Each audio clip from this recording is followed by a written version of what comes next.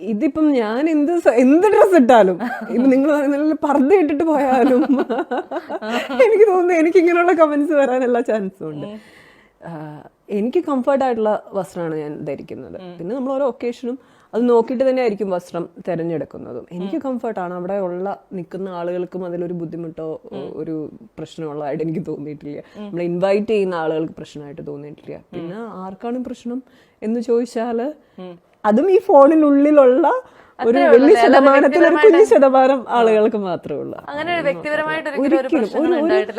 ഒരു വാക്ക് പോലും ഒരാളും, അതായത് നമ്മുടെ മുമ്പിൽ വന്നിട്ട് ഒരു വാക്കുപോലും ഒരാളും സംസാരിച്ചിട്ടില്ല. അതൊരു ഭാഗ്യവതിയാ. കാരണം നമ്മൾ ഇങ്ങനെ ഇറങ്ങിയാലും ചീത്തവിളി കേൾക്കുന്ന ഒരു സമൂഹമാണ്. എനിക്ക് തോന്നുന്നു ചീത്തവിളി എന്നുള്ളത് നമ്മൾ ഈ സോഷ്യൽ മീഡിയയിൽ വരുന്ന കമന്റുകളും ഒക്കെ വെച്ചിട്ടാണ് നമ്മള്, അല്ലെ? അതാണ്, അതാവാം. അതല്ല അതിപ്പോ എന്താണ്, നമ്മൾ എന്ത് വസ്ത്രം ധരിച്ചാൽ വേറെ ഒരാൾക്ക് എന്താണ് പ്രശ്നം? ഒന്നുമില്ല, അതൊരു ഫ്രീഡം ആണ്. എനിക്ക് കംഫർട്ട് എന്ന് തോന്നുന്ന സാധനമാണ് ഞാൻ ഇടുന്നത്. അതല്ല, ഒന്ന് ആലോചിച്ച് നോക്കി, നമുക്കൊരു ലൈഫേ ഉള്ളൂ, എല്ലാവർക്കും എത്രയേ ഉള്ളൂ. അപ്പൊ എനിക്ക് തോന്നുകയാണ് എനിക്ക് ഇത് ചെയ്യണം, ഇന്ന കാര്യം ചെയ്യണം, ഇന്ന വസ്ത്രം ഇടണം. അപ്പൊ കുറെ ആളുകൾ പറയുന്നത് ചെയ്യരുത്. അങ്ങനെ ജീവിക്കാൻ ആർക്ക് പറ്റും? നമുക്കൊരു ബന്ധവും ഇല്ല, ഒരു പരിചയവും ഇല്ല. നമ്മുടെ ലൈഫിന്റെ ഭാഗമേ അല്ലാത്ത ആരെങ്കിലും അത് ചെയ്യരുതെന്ന് പറഞ്ഞാൽ അയ്യോ അവരെ പേടിച്ചിരുന്നാ പിന്നെ എന്താണ് നമ്മുടെ ലൈഫിലൊരു ഗുമ്മുള്ളത്? ഒന്നുമില്ല. അപ്പൊ അതങ്ങനെയൊന്നും നമുക്ക് ആർക്കും ജീവിക്കാൻ പറ്റില്ല. മോൺസ്റ്ററിലേക്ക് വന്നു കഴിയുമ്പോഴത്തേക്കും ഈ മറ്റേ സിനിമ ജേർണിയെ കുറിച്ച് എന്താണ് ഹണി റോസിന് പറയാനുള്ളത്? ഞാൻ കുറച്ച് ആധികാരികമായിട്ടുള്ള ചോദ്യങ്ങളൊക്കെ ചോദിക്കാം. നല്ല കാര്യം. ഓ, എന്തെങ്കിലും ഒന്ന് ചോദിക്കാം.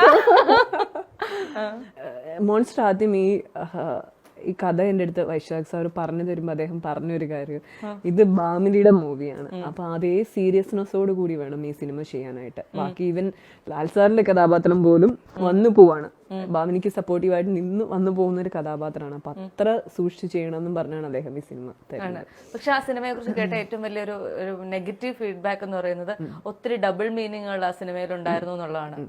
അപ്പൊ അതിനകത്ത് അഭിനയിച്ച ഒരു ഇപ്പൊ നമ്മൾ പറയുമ്പോൾ അതൊരു ഫീമെയിൽ സെൻട്രിക് മൂവിയാണ്, പക്ഷെ ഒത്തിരി ഡബിൾ മീനിങ്.